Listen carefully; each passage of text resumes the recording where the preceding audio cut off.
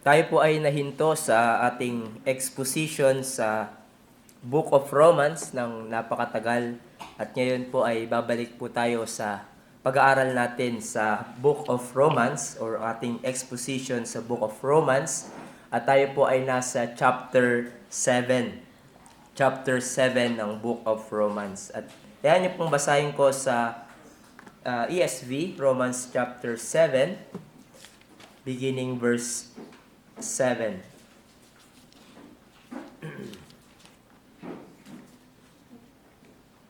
Sinabi po ni Pablo, "What then shall we say?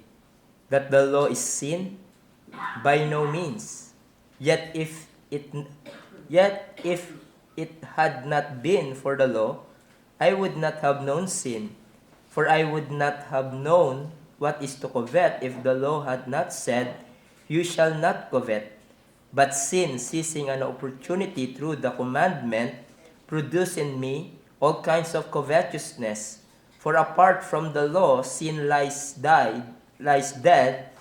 I was alive apart from the law, but when the commandment came, sin came alive, and I died.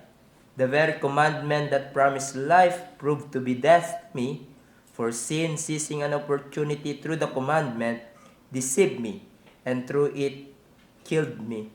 So the law is holy, and the commandment is holy, and righteous and good. Did that which is good then bring death to me?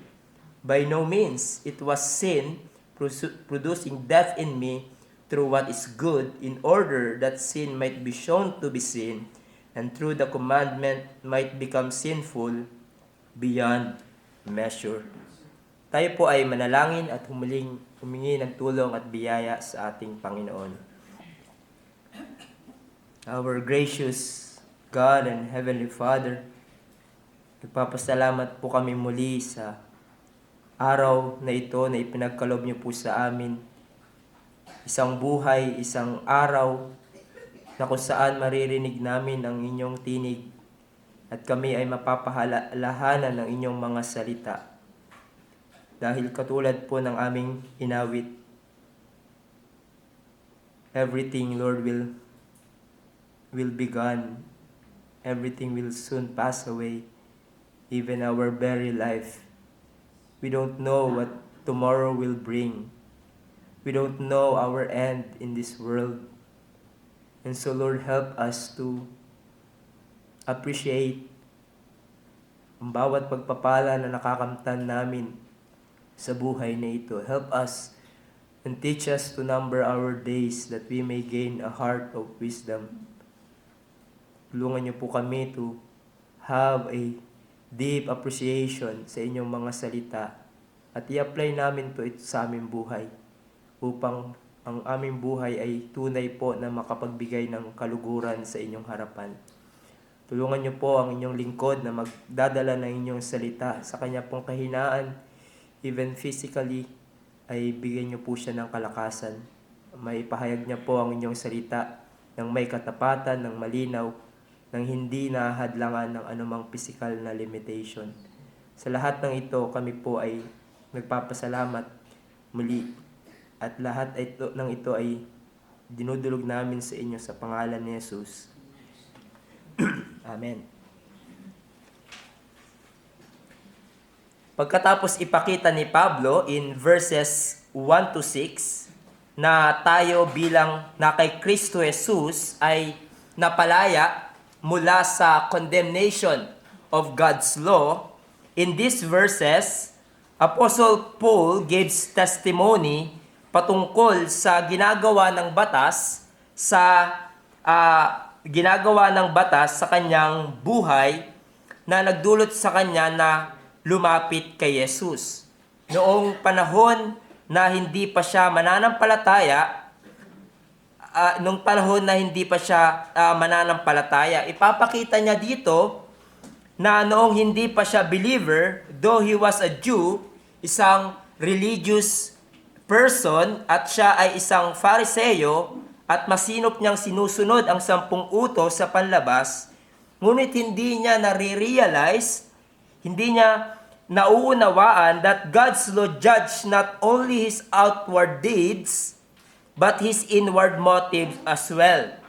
But when, by the grace of God and the work of the Spirit sa puso ni Pablo, through the law, ay nakita niya ang katotohanan. Hindi pala siya aabot sa perfect standard ng Diyos ng katuwiran. Thus, he's deserving of eternal punishment in hell at kinakailangan niya si Jesus upang magkaroon ng kaligtasan. Ito ang isa sa mga functions ng law of God, the Ten Commandments. Ipapakita nito sa isang makasalanan, hindi kung papaano maligtas, kundi kung gaano niya kailangan ang kaligtasan. It will show to a sinner that he is deserving nothing from God except His wrath, except His punishment, because he falls short of God's perfect standard. He cannot perfectly obey it, thus he is a lawbreaker. May kita ng isang sinner through the law kung gaano kabigat ang kanyang kasalanan at gaano katindi ang kanyang pagiging makasalanan. Sinabi nga ni Spurgeon, if men do not understand the law, they will not feel that they are sinners. And if they are not consciously sinners, they will never value the sin offering. There is no healing a man till the law has wounded him, no making him alive till the law slain him. At yan ang ipapakita ni Pablo sa ating passage sa Romans 7, beginning verse 7, na yung work of the law sa buhay ng isang unbeliever, but as we shall see, meron din itong malaking tulong pa din ang God's law sa buhay ng isang mananampalataya. There are three headings we will consider from verses 7 to 13. First, the law makes known to us our sin, and secondly, the law reveals our helpless condition, and lastly, the law shows how bad or wicked sin is. So first of all, the law makes known to us our sin. Sinabi sa verse 7, what then shall we say? That the law is sin? By no means. In these verses ay sinagot ni Pablo ang critics na sinasabi ng iba laban sa batas ng Diyos. At ano yung critic of others against God's law? Na ang batas ay sinful. Why? Dahil sinasabi ni Pablo, particularly in verse 5, na nakita natin of this chapter, that while we were living in the flesh, our sinful passions aroused by the law were at work in our members to bear fruit for death. So parang lumalabas ay kasalanan yung batas. Masama yung batas kung bakit nagpapatuloy ang sinner sa kanyang sinful passions, because the law aroused sinful passion in them. So, Paul, you are saying that the law of God is sinful? Excuse me.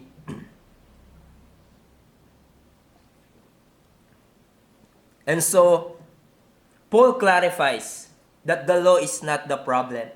That the law is not sin. Paul said, what then shall we say? That the law is sin? By no means. Or meginoito in the Greek. That's a strong negation in the Greek language. Parang sinasabi dito ni Pablo, wag nawang pumasok yan sa isip nyo.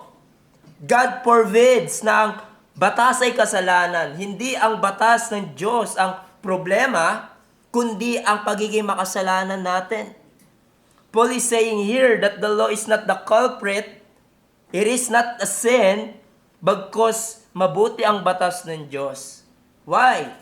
For the law exposes our sinfulness. Pinapalitaw nito ang ating kasalanan, which by the way, kaya't ang mga makasalanan ayaw sa moral na batas ng Diyos dahil lilitaw ang kanilang kasalanan. Just like what Jesus said in John 3:20, For everyone who does wicked things hates the light, and does not come to the light, lest his works should be exposed. So ang makasalanan, hate the light of the glory of Christ, the glory of His perfection. Why? Sobrang pagmamahal nila sa kasalanan, ayaw nila itong ma-expose. At ganun ang ginagawa ng batas. The law of God is God's instrument to expose our sin. At si Pablo ay magpapatotoo dito, reflecting on his pre-conversion days. Take note, pre-conversion days, he said, "Yet if it had not been for the law, I would not have known sin." Now, meron ng pagkakaiba-iba ng interpretation dito. Kung ano ba ang tinutukoy dito ni Pablo, lalo na pagdating sa verse 9. Sinasabi ng ilang commentators na sa paggamit ni Pablo many times ng salitang I, hindi lang ito autobiography of Paul, experience, but ito ay typical or typology, kumbaga typology, no? Typical meaning meron itong nire-represent either of human beings in general or the Jewish people in particular. Now later, tatalakayin din natin yung differing views beginning verse 14. But in this passage, I take na yung tinutukoy ni Pablo, yung dati niyang buhay noon, nung hindi pa siya believer. Yung kanyang pre-conversion days as a Pharisees. And I agree to what Hendrickson said, that the events he records were in every respect peculiar to him. Undoubtedly, they must be viewed as being, to a certain extent, the experience of all those who from the notion of salvation by human merit are brought to the conviction of salvation by grace alone. Kasi babanggitin niya later specifically yung sin of covetousness. No, binabanggit niya ito na personal niyang naranasan, but to a certain extent ay maaari din itong maranasan ng ibang believer nung hindi pa sila mananampalataya. So sinasabi ni Pablo na kung dahil sa batas ng Diyos, kung dahil sa batas ng Diyos, in his pre-conversion days, he would not have known sin. Bago ng kanyang conversion, Paul knew sin intellectually, meaning sa kanyang pag-iisip lamang, but not personally. Alam ni Pablo ang batas ng Diyos dahil isa siyang magaling na Pariseo. But wala yung spiritual na kahulugan sa kanyang puso. Alam ni Pablong tuparin ang batas ng Diyos sa panlabas lamang, na lalaman niya ang kasalanan sa panlabas, ngunit hindi niya nakikita ang kasalanan ng pag-iisip, ng kalooban at ng hangarin. That's why he could say sa kanyang testimony sa Philippians 1:36, "As to the law, a Pharisee; as to zeal, a persecutor of the church; as to righteousness under the law, blameless." So sa panlabas na kabanalan, wala kang mapupulaan kay Pablo. Kung meron mang taong makakapasok sa langit, dahil sa sarili niyang katuwiran at sigasig sa paggawa ng mabuti, nasa top 1 si Pablo. He had the law in his mind dahil naturuan sa Diyan. Ngunit bulag siya sa katotohanan na yung kasalanan hindi lang panlabas, kundi nasa ating kalooban din. Kaya nga yung mga ibang unbeliever, di ba? Parang may confidence sila kapag namatay sila, makakapasok sila sa langit. Ano yung sinasabi nila? Hindi naman ako pumatay. Wala akong tinatapakan tao. Wala akong sinasaktan. Mabait ako sa aking anak. Mabait akong kamag-anak. Mabait akong kaibigan. Nagsisimba naman ako tuwing linggo. Puro panlabas na katuwiran. Just like Paul before his conversion. Hindi natin nakikita, katulad ng binanggit ni Jesus sa Matthew 5, na kung meron kang masamang galit sa iba, ay parang pumatay ka na din. Or kung everyone looks at a woman with lustful intent, has already committed adultery. Ang alam lang natin, nangangalun niya yung nagkaroon ng relasyon sa hindi niya asawa or yung sinasabi nating ng ibang bahay. Ang alam natin, God will judge sins done externally, ngunit hindi natin tinitignan, God will also judge ang ating masamang pag-iisip, ang ating masamang motibo, ang ating masamang hangarin. Nakatuon lang tayo doon sa panlabas na kasalanan. But here Paul is saying, nung na-encounter niya talaga ang batas ng Diyos, he saw the truth by the Spirit, nakita niya ang maliwanag kung ano ba talaga ang kasalanan. Naliwanagan siya sa batas ng Diyos, not only outwardly, but inwardly. The law exposed him as a man full of greed and lust and in need of salvation and forgiveness of God. Naliwanagan siya through the law that God will judge not only yung panlabas na kasalanan, ngunit ganun din ang panloob. Like sinful desire, sinful anger in the heart, sinful lust, at dito binanggit ni Pablo, covetousness. He said, "For I would not have known what it is to covet if the law had not said, you shall not covet." Now, Paul highlighted here the sin of covetousness o pag-iimbot sa Tagalog, which the law pointed out in his heart. Now, ang covetousness is not necessarily external work or activity, parang katulad ng ine-explain sa atin, di ba, patungkol sa worldliness. It is not necessarily external activities, but it is the issue of the heart. Same thing with covetousness. It takes place in the mind and heart, not only in the hands. One commentary says sa meaning ng covetousness, it is to crave inordinately, and it includes every kind of illicit desire. Ito ay masamang paghahangad ng something or someone. You want something so badly na gagawin mo ang lahat para makuha iyon. It is simply craving more of what you have enough of already. Thus, by coveting, binabiolate natin ang batas ng Diyos. Magkaroon ka lang ng inordinate craving for something, you are violating God's law. At hindi lamang yun, kaya't sinasabi ng iba, pinili ni Pablo yung covetousness, madami namang pwedeng banggitin si Pablo na nagawa niyang kasalanan laban sa Diyos, but he only mentioned one. Dahil this covetousness transgress many commandments of God. For example, the first commandment, sabi ng Panginoon, huwag kang sasamba sa ibang Diyos maliban sa akin. Kung gawin mo yan, na sumamba ka sa Diyos-Diyosan, you place something and love something more important than God.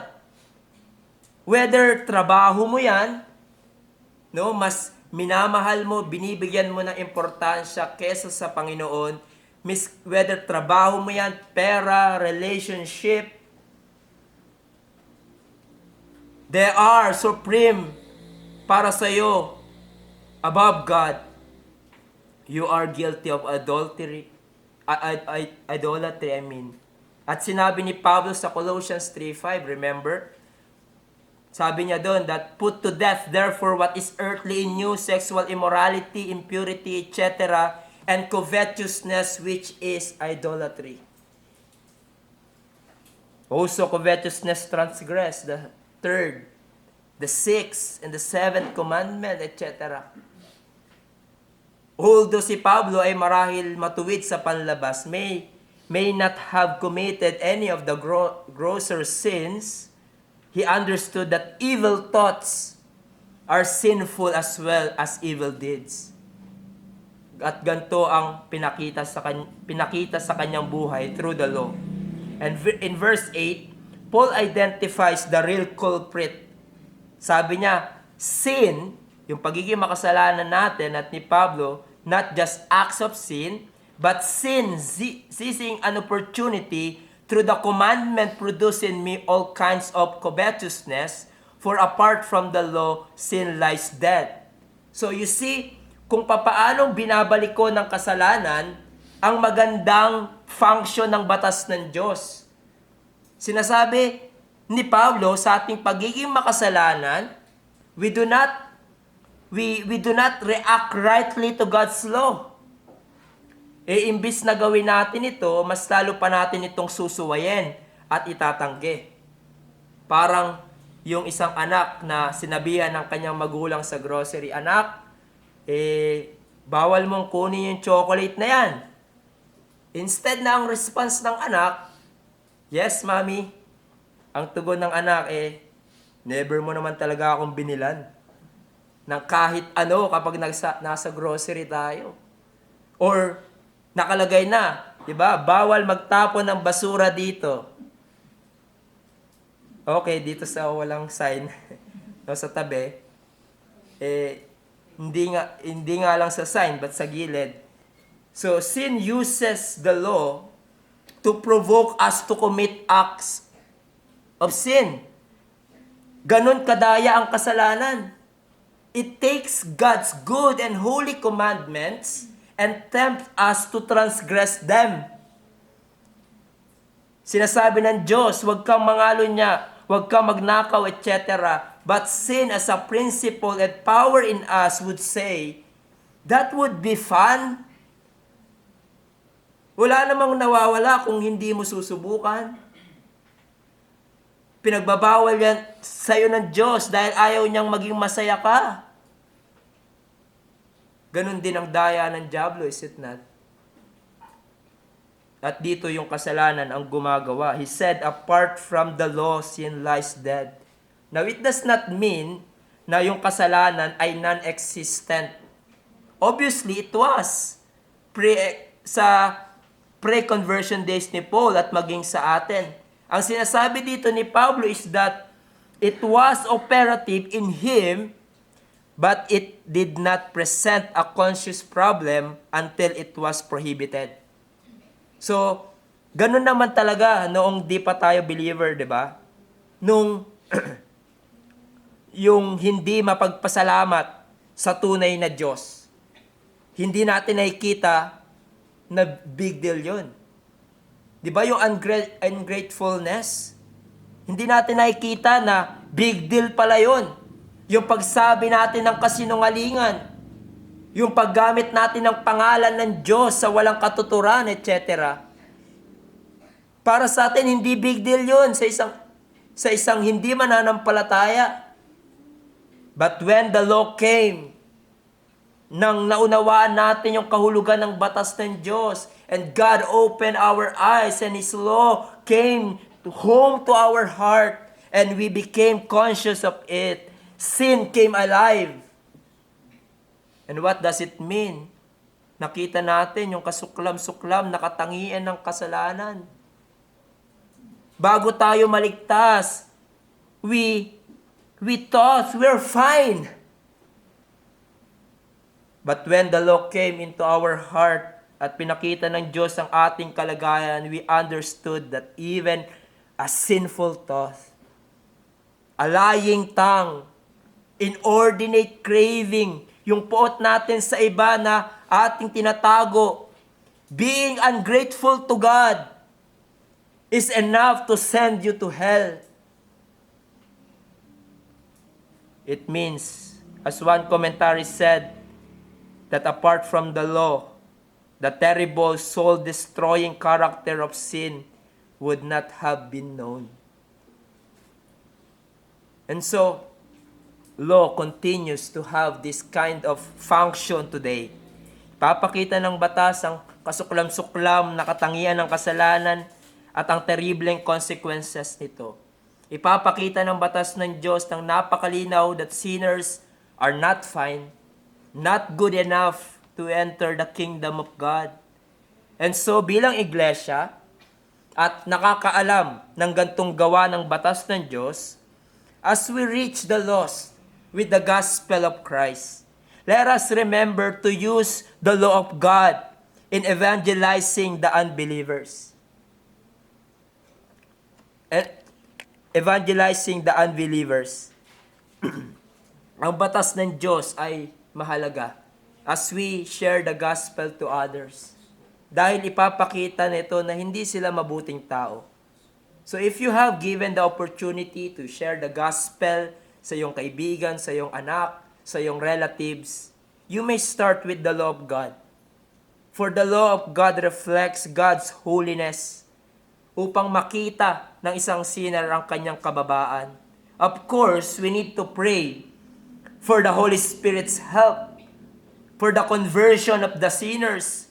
They will not come to the gospel or beg for God's mercy until the Holy Spirit convict them of their sins. And the revelation of God's law is the instrument of the Holy Spirit to bring sinners to the cross of Christ. Huwag tayong matakot ituro sa kanila ang batas ng Diyos, ang 10 utos. But Pastor, hindi ba magiging legalistic ang mga tao niyan kung uunahin natin ituro ang law of God? Yes, apart from the Spirit, baka maging ganun ang kanilang tendency. But as Paul said, the law makes known to us our sin. Sinners need to hear the bad news first. That they cannot save themselves by their own works and goodness before they appreciate the glorious gospel of Christ. They need to hear the bad news first. At malaking tulong ang batas ng Diyos para ipakita sa isang tao ang kanyang kaawa-awang condition before a holy and just God. But also let us be diligent and carefully teach God's law to unbelievers, especially in our day and age. You know why? Ano yung gospel na naririnig ng maraming tao ngayon? God loves you. And He has a wonderful plan for your life. God wants to prosper you and give you health and wealth. That's not the gospel. Kung ganyan ang sasabihin natin sa unbeliever, kung yan yung gospel na pinapangaral natin, baka sabihin pa nila, wow, mahal ako ng Diyos, mahal ko din ang sarili ko. Pareho pala kami ng Panginoon. I will follow Christ. O meron siyang magandang plano sa buhay ko? Ako rin, merong magandang plano sa aking buhay. Ayos pala yung Kristo nyo, pareho kami ng hangarin. Paniniwalaan ko din siya. Meron pa akong narinig. You are just broken. You need to be fixed. Masarap pakinggan, but that's not the Bible says. God's word says, you are not broken. You are a lawbreaker. You don't need to be fixed. You need to be saved from condemnation because of your sins. At ang batas ng Diyos ay epektibo tulad na sinasabi ni Pablo sa ating text upang ipakita ang terribleng katangian ng kasalanan na magpapakita sa atin sa mga sinashare natin ng gospel, they are not fine. They are condemned. At kailangan nila ng katuwiran outside of themselves. They need a Savior na magliligtas sa kanila. And so, don't be ashamed to preach the gospel. For it is the power of God unto salvation, but also don't be ashamed to preach and teach God's law, for it reveals the wickedness of sin and its terrible consequences. But pagkatapos mong ipangaral ang law of God, please preach Christ to them. Their only hope for salvation. Don't just show their terrible condition, show also to them the only cure. The one who bore the curse of the law. on Calvary's cross, the Lord Jesus Christ. Moreover, not only the law makes known to us our sin, but also the law reveals our helpless condition. The law, as one writer puts it, the law through our failures to keep it brings us to the end of ourselves. It says, sabi ni Pablo sa verse 9, I was once alive apart from the law, but when the commandment came, sin came alive and I died.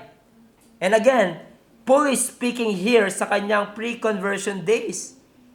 He was talking about himself nang sabihin niya, I was once alive apart from the law. Now, kung magbabasa kayo ng mga commentaries regarding sa verse na ito, mababasa nyo different interpretation din kung sino ba yung tinutukoy dito na I. Na once alive apart from the law. Kung magbabasa kayo ng mga commentaries regarding sa verse na ito, mababasa nyo iba-iba. Some say that verse 9 refers to Adam. No? Adam, since siya yung natatanging buhay spiritually kahit wala pa yung batas ng Diyos. Some say even it refers to Israel bago ibigay sa kanila ang Ten Commandments. But kung titignan natin, di ba, yung context, yung flow ng sinasabi ni Pablo, beginning verse 7, it's obviously referring to Paul. But ano yung ibig sabihin ni Pablo that he was alive apart from the law? Now, it means Paul was alive in a sense that he thought everything was fine with him. Yun yung nakita natin kanina. Nung siya ay hindi pa believer at Pariseo, tinitignan niya ang kanyang sarili na matuwid and blameless. Hindi niya nakikita ang kanyang sarili worthy of death and condemnation. Sabi na isang commentary, si Lenski, he was quite secure amid all his sin and sinfulness. He lived in a sense that the death blow had not yet killed him. He sat secure in the house of his ignorance like man living on a volcano and thought that all was well. So everything seemed fine to him. Hindi niya nakikitang siya ay masama, worthy of eternal punishment in hell. At tulad na sinasabi ko, ganyan ang pagtingin ng maraming unbeliever. Miski sa ating panahon. Everything is fine with their soul. Mabuti akong anak, mabuti akong asawa, mabuti akong katrabaho. Maririnig pa natin minsan, di ba? Kahit hindi ako pala samba, talagang yung pananampalataya ako naniniwala sa Diyos. In fact, mas mabuti pa nga ako sa ibang tao kaysa sa nagsisimba. You see, yung self-righteousness. Kung ganyan ang pananaw mo, ganyan din ang pananaw ni Pablo nung hindi pa siya mananampalataya. But sinabi niya, when the commandment came, meaning yung batas ng Diyos, exposed yung kanyang sin and self-righteousness, sin came alive or re-energized and I died. Namatay yung kanyang pananaw na siya ay matuwid. Nakita niya through the law na worthy siya ng condemnation. Na wala siyang pag-asa kung ang batayan ng kaligtasan ay sa pamamagitan ng pagsunod sa batas ng Diyos. Marahil meron akong kinakausap dito ngayon na ito ang iyong pananaw sa iyong sarili. Para sa iyo, spiritually, everything is fine with your soul. Dahil tinitignan mo ang iyong sarili na hindi naman ganon kasing sama kumpara sa iba. Iniisip mo yung mga nasa kulungan, yun yung talagang masama. No, yung mga nagnakaw ng pondo ng Pilipinas, yun talagang corrupt. Yung mga corrupt na politicians, sila yung talagang masama and worthy of God's punishment. But my friends, huwag mong ikumpara ang iyong sarili sa iba. Ikumpara mo ang iyong buhay sa batas ng Diyos. Umabot ka ba sa pamantayan ng katuwiran na nire-require ng Diyos? Natupad mo ba ang batas niya? Dahil kung hindi, nabibilang ka din as lawbreaker and worthy of condemnation. But Pastor, nobody's perfect sa pagsunod ng batas ng Diyos. Yes, nobody's perfect, and that's our problem. Because God demands perfect obedience and perfect righteousness from us, and yet we fall short and say to God, "No, I will break your law in my thoughts and actions." If I may use yung minsang sinabi ni Paul Washer, God said to the mountains, "Go here." At ang bundok ay sumunod and worship God. God said sa dagat, "Go here," and the seas obey and worship Him. He said to the stars, "Go here and stay." And the stars obey and worship God. At sinabi niya sa atin, "Obey me," and we said, "No." Kaya't in the judgment day, the whole creation will applaud God and worship Him by punishing us eternally in hell. Dahil ganun tayo ka-depraved at katindi ang pagkakasala laban sa Diyos. Look at the law at makita mo you are not good enough. You are not fine and you cannot save yourself.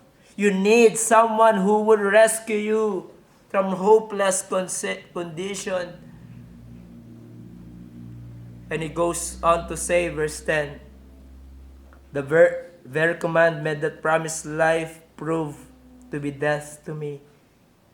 Probably, Paul was thinking here Leviticus 18:5, kung saan sinabi ng Diyos, "You shall therefore keep my statutes and my rules. If a person does them, he shall live by them."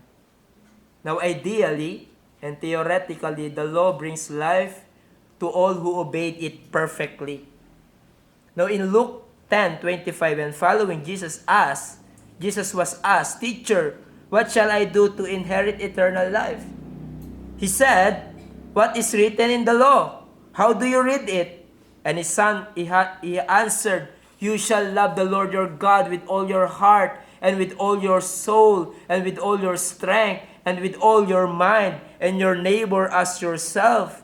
And he said to him, "You have answered correctly. Do this and you will live." Ngunit no one except Christ has or could perfectly obey the law. That's our problem. At dahil dyan, anong nasumpungan ni Pablo? It proved to be death to me. Meaning, it made Apostle Paul terrible and miserable and sinful. And Paul explains in verse 11 what he means. For sin, seizing an opportunity through the commandment, deceived me, and through it killed me. You see the language here. Inulit ni Paulo yung binanggit niya sa verse 8. Pero dito, sinabi niya, yung kasalanan, hindi ang batas, but sin deceived me. Dinaya siya ng kasalanan na okay lang siya spiritually. He was deceived into believing that he was better and fine before a holy God. And by it killed me, or I died. In other words, again, namatay si Pablo in a sense that nakita niya he was condemned. Namatay yung inaakala niyang pag-asa niya para tanggapin ng Diyos. Namely, his good works and external righteousness. Nadaya siya ng kasalanan na akala niya he is on his way to heaven. But he found out he stood guilty before God. He realized that if his salvation ay nakadepende on keeping the law, he was doomed. Sinabi ni Charles Hodge notes, the law became, through through no fault of its own, the means of making the apostle miserable and sinful. How vain it is therefore to expect salvation from the law, since all the law does in its working on the unrenewed heart is to condemn and to awaken opposition that cannot change the nature of man. Hanggang ngayon, ganun pa din ang daya ng kasalanan. Sasabihin ng kasalanan, pagpatuloy mo lang yung masama mong bisyo, pagpatuloy mo lang yung covetous heart mo, wala naman nakakakita sa'yo. Pagpatuloy mo lang yung pornography, ang masamang pagnanasa, that forbidden relationship, total nagsisimba ka naman. Ma-absuelto yung ginagawa mo, mag-repent ka na lang pagkatapos. Yan ang daya ng kasalanan. At ang isa pang daya ng kasalanan para sa mga unbeliever is that marami ka pang time. Marami ka pang time para magtiwala kay Jesus. I-enjoy mo muna yung buhay mo. Magpakasasa ka muna sa gusto mong gawin. Tsaka na yung sumunod kay Jesus at magpakaseryoso sa kalooban ng Diyos. Sin would say, do what makes you happy. You have lots of time. And Satan tempts you to do that, and your sinful heart would simply agree. But ang realidad, ang dulo nito ay kamatayan, misery, and death. Just like Satan na badaya, ganun din ang kasalanan. Sabi ni Thomas Brooks sa kanyang libro, Precious Remedies Against Satan's Devices, sabi niya, he promises pleasure and pays with pain. Si Satan, at even yung kasalanan, he promises profit and pays with loss. He promises life and pays with death. At kahit na tayo ay mananampalataya, isang bagong nilalang kay Kristo Jesus, miski na ang mga mananampalataya, sa mananampalataya, sin is still deceitful. Tandaan natin, hindi naging less deceiving ang sin nung tayo ay naging believer. It's still deceiving. It's still dangerous. At ang tunay na believer ay maaari pa ding matangay ng kasinungalingan ng kasalanan. Kung hindi yan totoo, mga kapatid, bakit nababalitaan natin isang mahusay na pastor, isang kilalang believer, nahulog sa adultery, nahulog sa greed and immorality?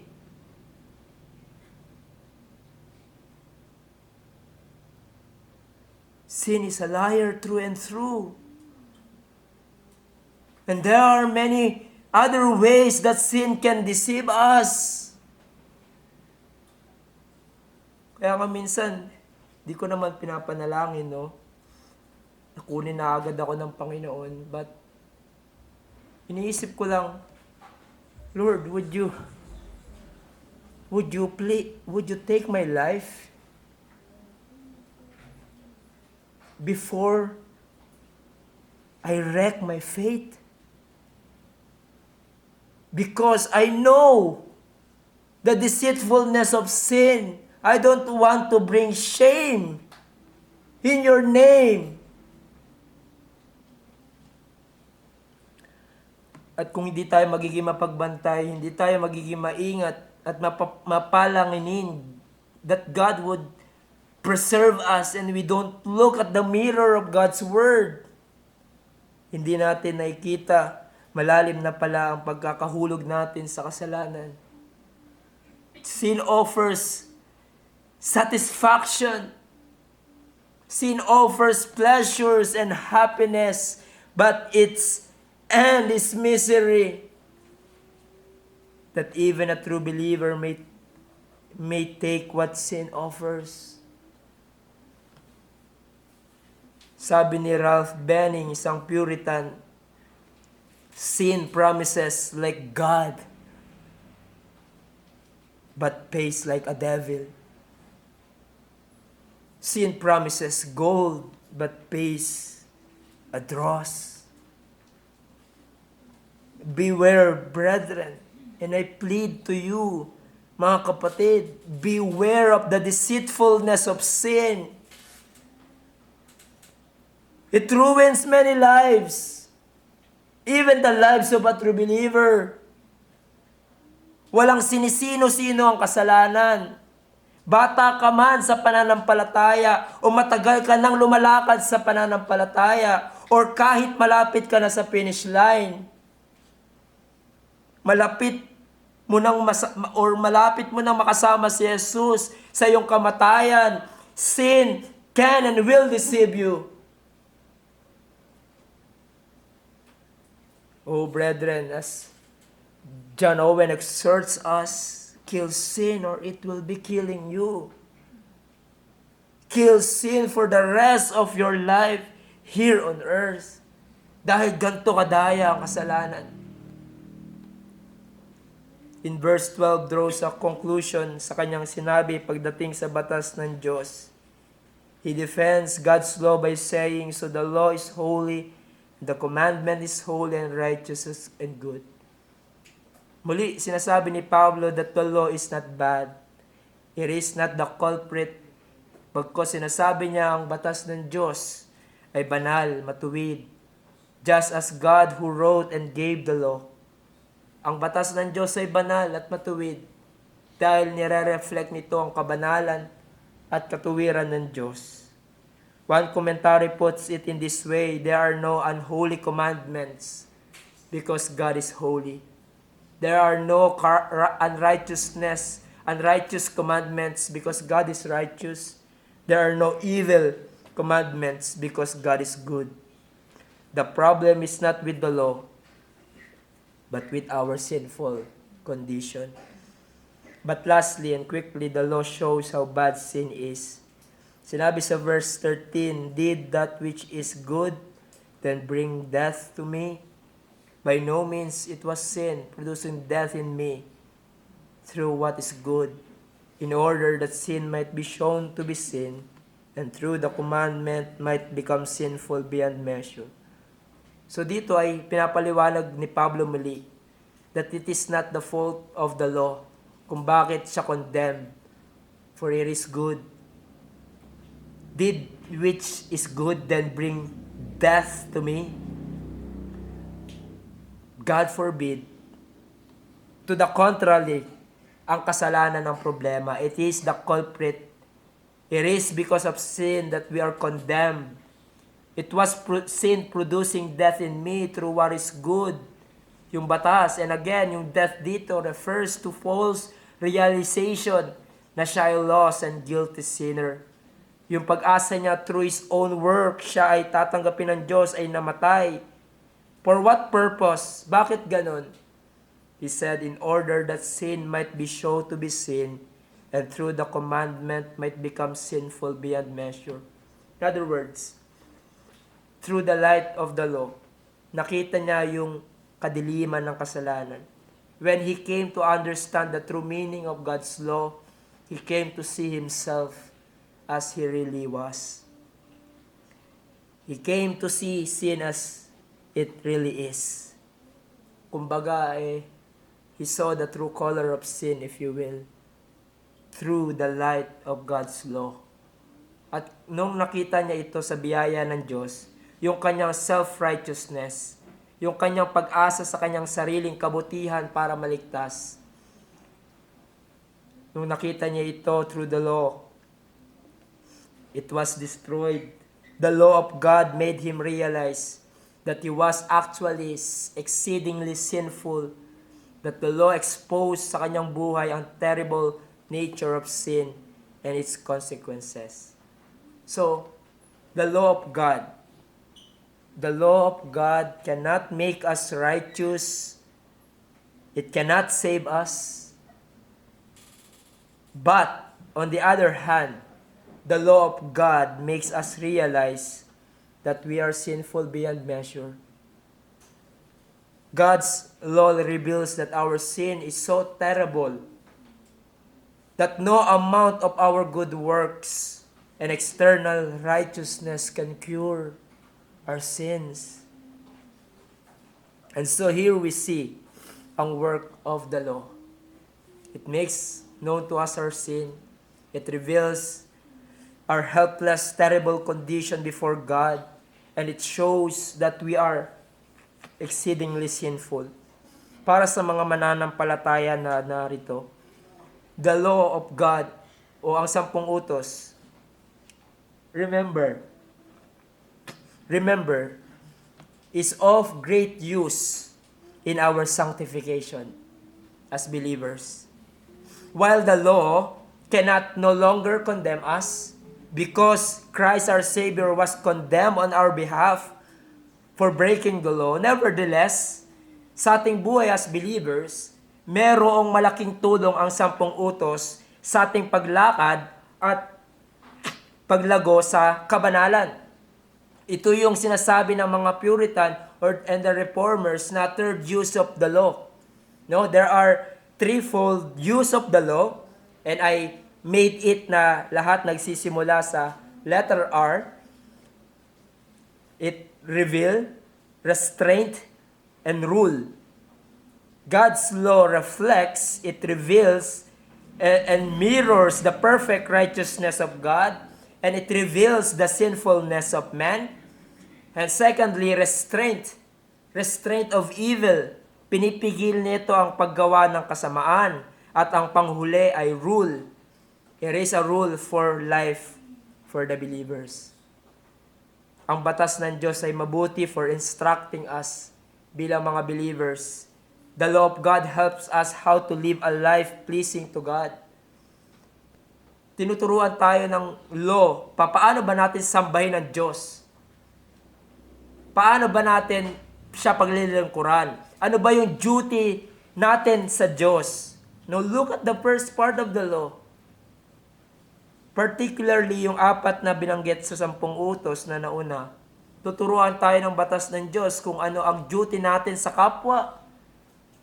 'Di ba? Paano ba natin ibigin ang ating neighbor as we love ourselves?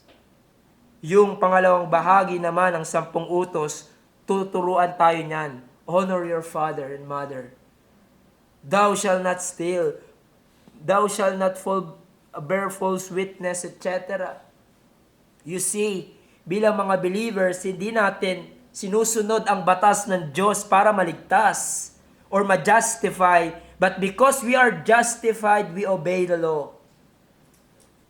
At tulad na sinabi ni Pablo sa chapter na ito later in verse 22, I delight in the law of God. His commandments are not burdensome.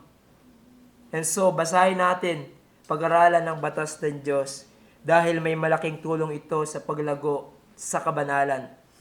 Kailangan pa ba tayong paulit-ulit turuan, paalalahanan ng batas ng Diyos kahit believers na tayo?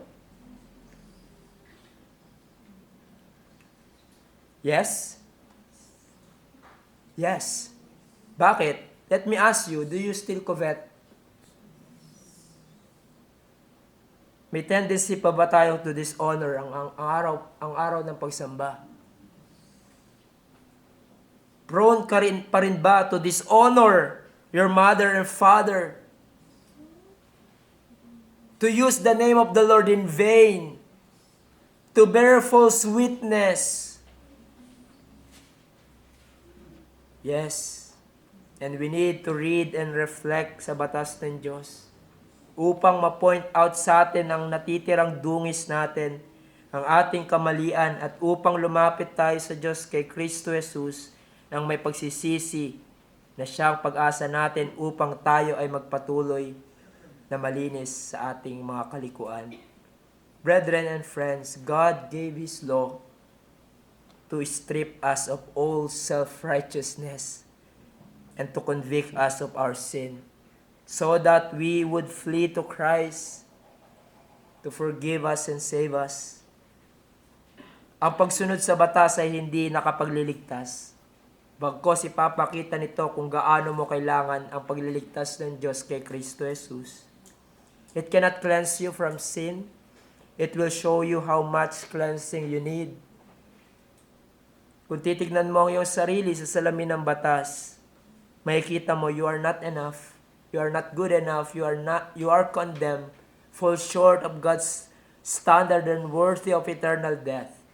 Dahil miski na isa lang ang malabag mo sa batas ng Diyos, ay lumabag ka na din sa lahat ng kautusan, and your transgression ay nararapat sa parusa ng Diyos. Ang Panginoon is not like your teacher in grade school.